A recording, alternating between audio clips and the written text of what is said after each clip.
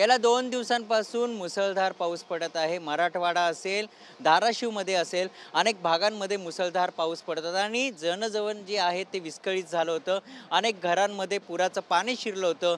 अनेक घराचं देखील मोठ्या प्रमाणात नुकसान झालं होतं। मात्र आता ठाण्यामधून जे शिंदेगडाचे जे मंत्री आहेत प्रताप सरनाईक त्यांच्याकडून एक मदतीचा हात म्हणून धाराशिवमध्ये जी सामुग्री आहे ती आता या ठिकाणी जात आहे। आपण जर बघितलं एका ट्रकमध्ये धान्य असेल, मुलांना कपडे असेल, तसंच घरांमध्ये जे लागणारं सामान ते देखील घेऊन आता या ठिकाणी जी सामुग्री आहे ती आता धाराशिवमध्ये जात आहे।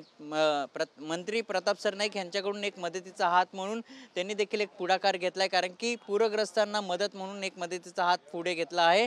आपण जर बघितलं गेल्या 2-3 दिवसांपासून मुसळधार पाऊस पडत आहे आणि त्याचा फटका जे स्थानिक रहिवासी असेल, पूरग्रस्त असतील त्यांना देखील मोठ्या प्रमाणात पडला होता आणि अनेक जनजीवन आहे ते विस्कळीत झालं होतं आणि त्यातूनच आता शिंदेगडाचे जे मंत्री आहेत प्रताप सरनाईक त्यांच्याकडून एक मदतीचा हात म्हणून आता पुढे सरकवला आहे। या ठिकाणी जी सामुग्री आहे, घरगुती सामान असेल, लहान मुलांना जे कपडे असतील, कडधान्य असतील, अनेक वस्तू देखील आता या ठिकाणी धाराशिवमध्ये जाणार आहे।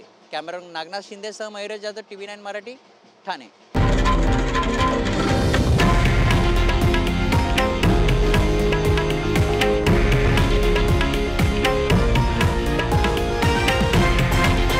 हे आहे देशातील नंबर 1 न्यूज नेटवर्क आणि आपण पाहत आहात TV9 मराठी, एकमेव।